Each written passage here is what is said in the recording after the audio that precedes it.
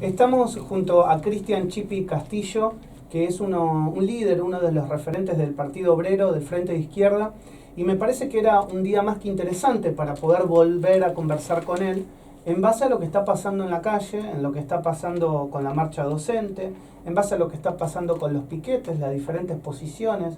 Me parece que es una mañana para que la podamos debatir. Hola Cristian, ¿cómo estás? Gracias por estar nuevamente con nosotros. Hola, ¿qué tal? Soy del PTS, ¿no? Del PBA, aunque Perdón. los dos somos del Frente de Izquierda. Perdón, tenés no hay razón. problema. Tenés razón. Vale la aclaración, porque si no después se me van a enojar. Te pregunto en relación a la marcha del día de hoy. ¿Me das un poquito el contexto? ¿Cómo se genera? ¿Cómo se llega hasta esto después de tantos días de paro? Creo que va a ser una movilización muy masiva.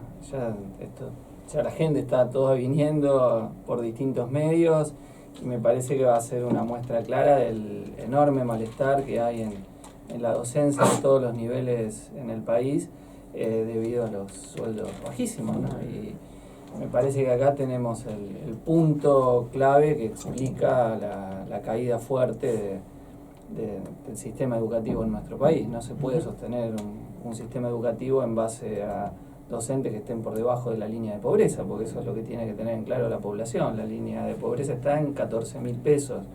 A los docentes se les ofrece pagarles 11.000. Es imposible que puedan desempeñar su actividad normalmente con ese salario verdaderamente de hambre, lo cual obliga a los docentes a tener que hacer doble o triple turno. Esa situación son 12 horas de trabajo efectivo, porque el docente no está solo las 4 horas que está frente a clases, sino que tiene otro tanto que hace en planificación, preparación, corrección, atención de padres, reunión con los pibes, y se transforma en jornadas de 10 o 12 horas cuando vos haces doble turno, ¿no?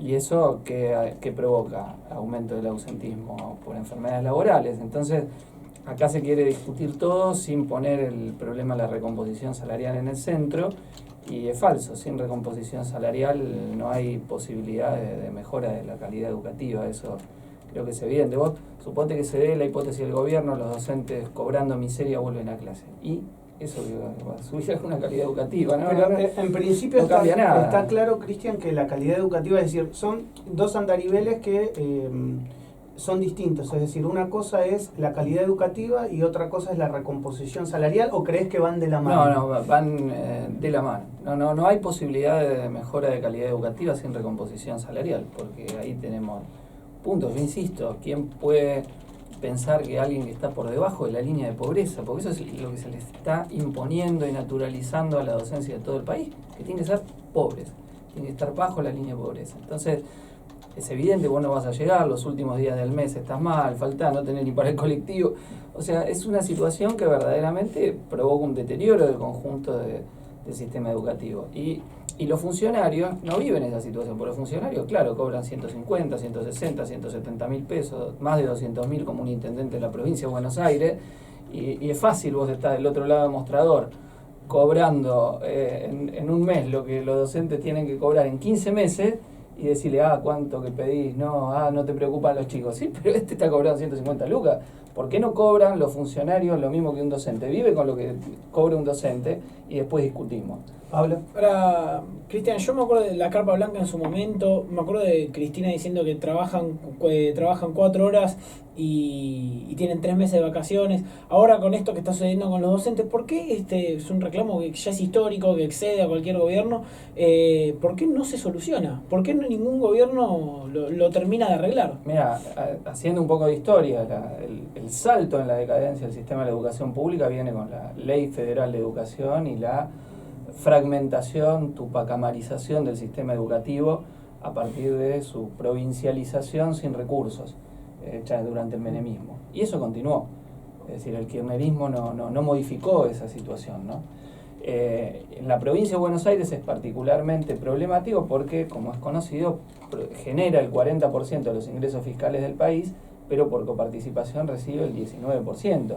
O sea que si no hay compensaciones, la provincia no tiene nunca recursos para poder bancar una educación de mayor calidad.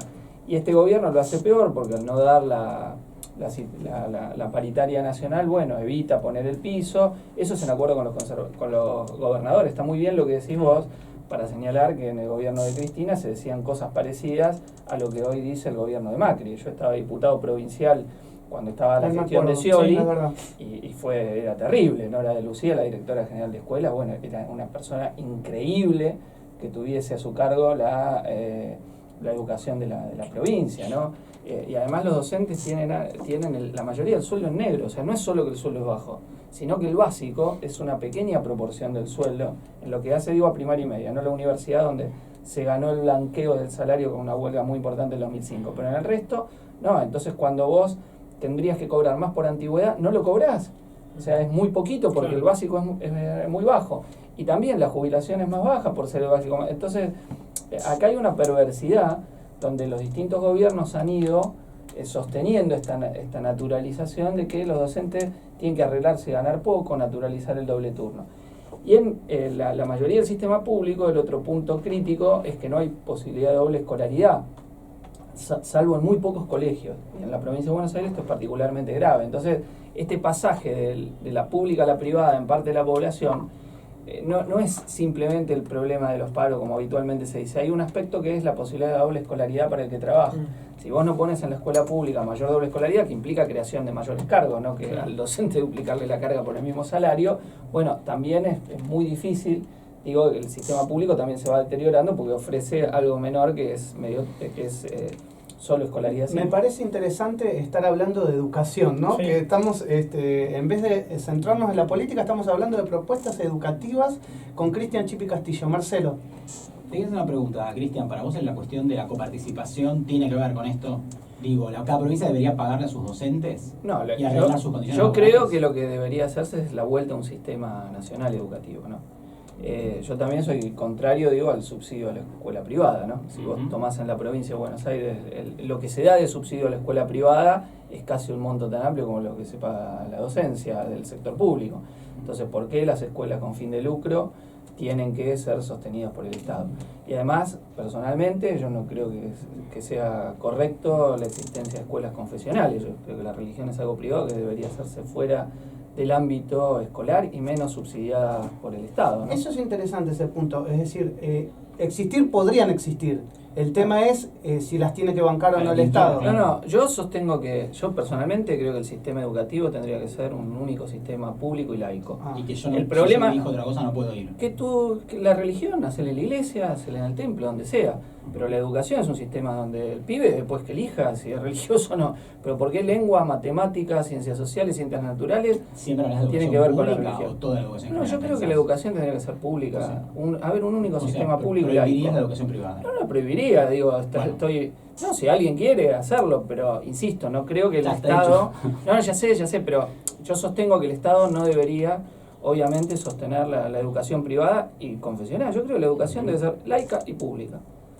Sí, vieron que habitualmente lo que se suele decir con la educación privada, sobre todo confesional, es esto de las escuelas parroquiales en lugares donde la educación pública no llega.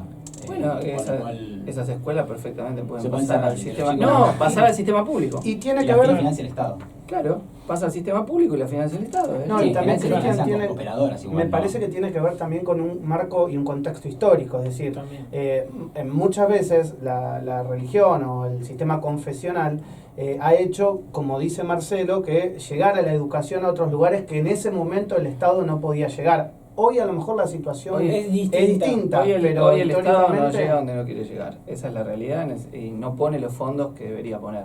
Acá lo cierto es que se han tomado un conjunto de decisiones que han priorizado llenar los bolsillos de otros sectores y no favorecer el sistema público. Yo escucho a los funcionarios de este gobierno y la hipocresía que tienen, no sé, es enorme, ¿no? Lo escucho a Esteban Bullrich, lo escucho a María Eugenia Vidal, lo escucho a Macri, y es gente que, bueno, no pasó por la educación pública. Ayer la frase, te caes en la educación pública, para los que fuimos primaria, secundaria, universidad pública y trabajamos ahora en la universidad pública, nos da... Ya te doy el pie, pero dame un segundito que le quería decir esto. A mí no me parece que esté mal que uno pueda elegir dónde estudiar, en lo público o en lo privado. Lo que tal vez me parece que se blanqueó ayer con el comentario del presidente es lo que él piensa, que lo piensa él, que tampoco hay que ponerle un tinte negativo o positivo. Él cree que si vos te vas a lo público, caíste, no elegís lo público. Caíste en eso y bueno, tuviste mala suerte. Es como la última opción. Claro. No, que es un concepto eminentemente realista, como todos los de Macri. Lo que pasa es que puede no gustar o puede ser ríspido, pero él lo que entiende, evidentemente fue un fallido, que caes, pues está en un pozo, ¿no? Evidentemente. Y la educación Bueno, pero pública ¿cómo, en general, a ver, pero ¿cómo pero se no dice? no es así, mira, el sistema universitario público están Bueno, rankeadas las exacto. universidades Sí. públicas Exacto. muy por encima de las universidades ¿Verdad? privadas. La única que entra en los rankings importantes es la La UBA de UBA, todas las eso. universidades ¿Verdad? argentinas y es la que está arriba en los rankings de las universidades latinoamericanas. Así que Sí, no, está bien. Yo les cuento para todos. Yo soy papá de un nene de 12 años, una escuela privada en Palermo. Una escuela de estas hippies, vamos a decir, de ahí de Palermo, donde la mayoría de los padres son progresistas, en fin. La cuestión es que en segundo grado, 3 familias dejaron, pues era muy cara la cuota, dijeron, ya está, vamos a la escuela pública y fueron a la escuela, una de la Plaza Mafalda, Distrito Escolar 13 creo que es. Bien, tuvieron los chicos un año, volvieron. El chico en ese año no aprendió nada en absoluto. Bueno, pero Bueno, pero ahí eso es pasa lo que por la hay que discutir. discusión, Ahí claro. es lo que La discutir discusión que que hay pasa que en la darse. escuela O pública, sea, que el no. nivel se veía clarito, había estado un año el pibe como si no hubiera ido a la escuela. Eso hay que discutir. Claro, claramente. hay algo del nivel que pasa. bueno, pero ahí también tenemos el PRO que habla tanto cuánto hace el gobierno de la Ciudad de Buenos Aires. Tiene Esteban Bullrich, que está de ministro nacional, Claro. supuestamente por lo que hizo en el sistema educativo de la ciudad, y tenemos que el sistema educativo Ahí de la te ciudad pregunto público no un tiene una dato calidad político. muy ¿Por qué superior. crees que Esteban Bullrich no le está saliendo a poner la cara a todo el conflicto? Porque la línea del gobierno es salir del tema educativo, dejarlo en las provincias y hacer como que no tiene responsabilidad sobre el sistema educativo. Esa es claramente la política que ha tenido, dejarlo, que se negocie por provincia, no meterse, no llamó a paritaria nacional, no dice cuántos fondos va a poner.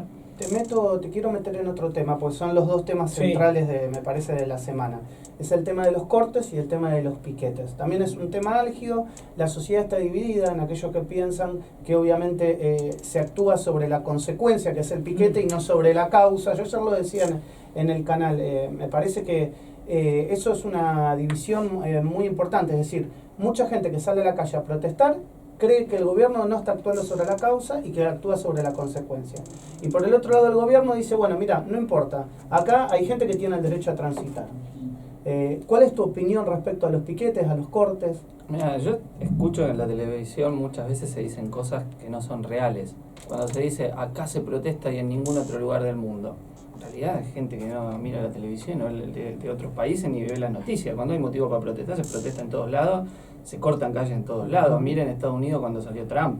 Dicen, Sí, en Estados Unidos salís y te sacan. ¿Qué te sacan? Salís, cortás, te manifestás y es como en todos lados. Si tenés volumen suficiente, agarrás, cortás. Igual acá, ¿no? Me parece. Yo creo que puede Digo, ser un cuando poco vos por eso. analizás algo, Ahora, sí, Estados Unidos te pone la Guardia Nacional, como fue con el caso de Rodney King, te acordarás, 3 filas de la Guardia Nacional y te bajan el tiro. Pero depende de las protestas y quién las haga. Ujú. Cuando son afroamericanos en general le dan más palo, cuando son latinos le dan más palo, cuando son son jóvenes más estadounidenses le dan menos palo y se hacen las manifestaciones y se cortan.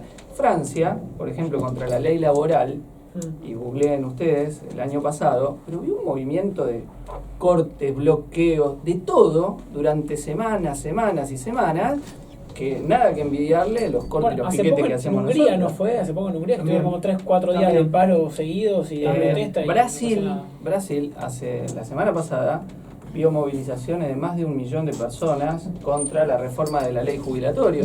O sea que lo que vemos en Argentina no es en Argentina, es una excepción. En Argentina la gente se moviliza y protesta como se hace en todo el mundo cuando hay descontento. Y el incremento que hubo en las últimas semanas es porque el descontento es mayor, porque la inflación sigue siendo muy alta, los salarios no se recomponen, al revés, crece la desocupación, crece la inquietud de quienes están trabajando por si van a perder o no el empleo. El gobierno prometió un montón de cosas, no cumplió nada de eso que prometió hacia los sectores populares y el resultado ¿Qué es pasa? ¿Y la ¿Qué marcha pasa? soluciona? Pregunto, por la metodología, digo. Mira, si ¿Soluciona? no estuviesen, es claro que los reclamos no se solucionan. Como toda movilización y toda lucha, a veces conseguís algo, a veces conseguís menos. Acá hay volviendo a lo de los docentes, porque está ligado a esto, hay una perversidad, dicen, los docentes protestaron y cayó la educación. No, si no fuese por la protesta de los docentes, la educación pública estaría todavía peor. Esto es lo que hay que tener en cuenta. Si no se hubiese protestado, no se hubiese luchado por el salario sería más bajo, estaríamos peor. Lo que hay acá, el piso que hay, es gracias a que hubo luchas, movilizaciones, reclamo de los docentes, reclamo de los estudiantes. A nosotros no nos privatizaron la educación universitaria y no nos la arancelaron porque protestamos y nos movilizamos durante toda la década del 90 y la peleamos. ¿Qué pensás del protocolo? Vamos, así seguimos con los temas por tema. Del protocolo antipiquetes. El protocolo antipiquetes nació muerto, digamos, nació porque es imposible de aplicar. No se puede. Pero se pretende reflotarlo, ¿sabías? Se va a reflotar, pero no, son palabras de gobierno ahora porque hay una presión, sobre todo de ciertas corporaciones mediáticas que lo empujan y todo eso, pero creo que el gobierno se va a cuidar porque además los motivos de las protestas son claros, no es que acá hay, dicen que, pero hay un descontento que es imposible de soslayar. Yo te cuento lo que es información que tengo desde adentro del gobierno de la ciudad, que está existiendo por estas horas las reuniones constantes entre Larreta, Peña, Quintana, Bullrich y Ocampo. Esas reuniones existen, hay conversaciones y lo que se le está pidiendo desde la Nación a la ciudad de Buenos Aires es que se aplique un plan que no permita que los manifestantes hagan protestas con cara tapadas y palos, que no dejar que las ollas populares se exhiban en el microcentro de la ciudad, no permitir que se corten carriles exclusivos de colectivos. Se prohíbe también el bloqueo total de calles y arterias con avenidas de mucho tránsito y también se prohíbe la instalación de carpas en esa avenida. Eso es lo que le están pidiendo puntualmente desde Nación al gobierno de la ciudad. Es información que tengo. Lo podrán decir, pero depende después de la masividad de las protestas que lo hagan. No, hoy, por ejemplo, va a haber, no sé, 150, 200.000 personas hoy. ¿Cómo hacer para va a estar copado el centro? Suponete que el paro que convocó la CGT lo hubiese convocado con movilización, 500, 100.000 personas. Debe estar cortado y va a ser así porque la masividad es imposible que la gente entre sin hacer los cortes en donde ellos dicen que no se pueden hacer. Entonces es impracticable para las movilizaciones que tengan un volumen importante. ¿Y no se puede hacer las marchas en otro lado? Digo, en Tecnópolis. Se puede, se podría. No te daría. Pero no te daría claro. Pero la cuestión que es juntarse para saber cuántos son. No, es para crear justamente visibilidad. No, para crear visibilidad y que la protesta pese, si moleste a alguien, a los funcionarios, etcétera. También etc. tenés visibilidad o no. Sí, no, pero no es lo mismo el impacto que tiene. Preguntale a los que responsables de noticieros no van. A ver, Cristian, ahora yo te quiero preguntar por qué. Yo te digo, mucha protesta se basa en que si vos no haces el corte, ningún medio aparece. No, sí, Eso es así. sí, eso se sabe. Les doy el caso de un conflicto que por la solidaridad de las patronales mediáticas no sale, GR Clarín. No. GR Clarín, tomada desde comienzos desde mitad de enero, 18 de enero, tomada la planta por 380 despidos, y en los medios, salvo algún corte, algún hecho, no aparece. Es más, el mismo TN pone problemas en una gráfica. Y no pone en su propia empresa. Se fue a la puerta de TN para que salga. Pero lo entiendo al Grupo Clarín, pero los otros grupos mediáticos, que no hagan nada, silencio absoluto. Ahora, ¿por qué crees que este tipo de marchas y concentraciones, cuando se da, se los tilda también de destituyentes? Todo gobierno que sufre protestas trata de estigmatizar esas protestas. Sencillo, lo trataba de hacer Cristina en su medida, lo trata de hacer ahora Macri. Siempre que un gobierno sufre movilizaciones, trata de deslegitimarlas, ¿no?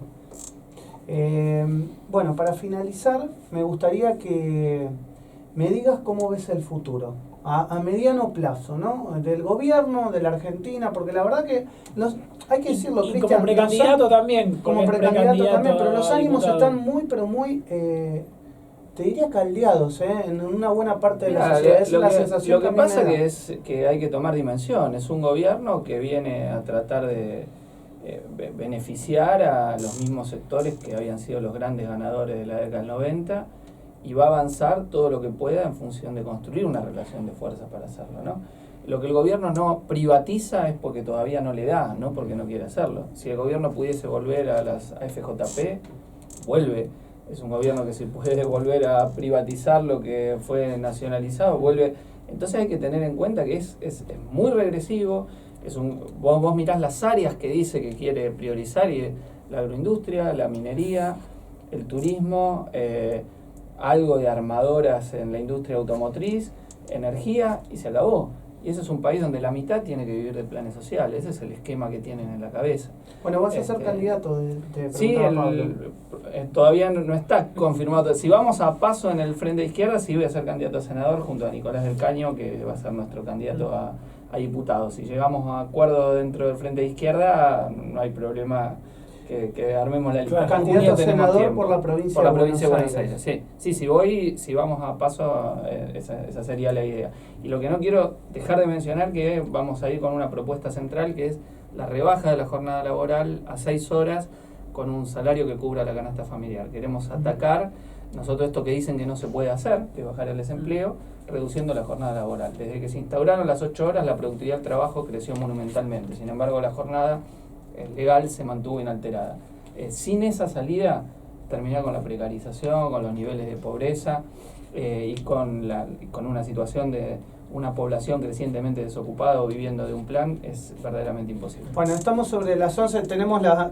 Preguntás si querés cortita, pero tengo la tanda. No entendía la lógica. ¿Qué es? ¿Recortás la jornada de horas 6 horas para que contrate más gente? Claro, aumentás los puestos de trabajo automáticamente. Por ejemplo, en la fábrica que trabajan 3 turnos de 8 horas, haces 4 turnos. Claro. Entonces, no hay solución radical, digamos, ahí tenés que bajar el costo también, ¿no? El costo es lo que se han fugado afuera de capitales. Tenés que bajar las ganancias de los empresarios y subir los ingresos de los trabajadores. También eso se lo haces a las pymes, al tipo honesto, empecemos, que tiene una ferretería. Mira, las pymes se van a ver favorecidas porque va a crecer enormemente el consumo de los trabajadores. Mira, yo tengo un íntimo amigo, una pyme de 50 empleados, 6 delegados en 50 empleados tienen. Y es lo que corresponde legalmente. Sí, te están haciendo paro en 50 empleados, no pueden laburar. 50 empleados, está fundiendo. Mira, el problema de la fundición de las pymes no son los derechos de los trabajadores ni los delegados, sino el esquema económico que ha hecho cerrar 6.000 empresas. No producís, porque las empresas no producen. Bueno, pero ¿por qué? ¿Por qué? Porque no ha habido una caída brutal del consumo y la apertura indiscriminada a la competencia con salarios de hambre. En este caso no, pero en fin. Bueno, pero es el promedio, si vos analizás el esquema. ¿Por qué han cerrado las pymes? Porque hay 6.000, entre comercio y empresa, alrededor de 6.000 que han cerrado entre caída del consumo y apertura de la importación. Nosotros tenemos una medida que es la nacionalización del comercio exterior, para que justamente poder evitar esa situación donde te liquidan o vivís en función de los precios internacionales. Y en segundo lugar, subir el poder de compra del salario. Si vos subís el poder de compra del salario, agrandás el mercado interno, agrandás la producción. Bueno, qué interesante que ha sido la charla de hoy. Me parece que ha sido muy, muy productiva y muy constructiva. Así que, Cristian, te agradezco nuevamente por haberte acercado a Radio Sónica. Bueno, a lo largo de la campaña seguramente volvamos a hablar. Sí. Dale, como no, ningún problema. Muchas gracias a ustedes. Gracias.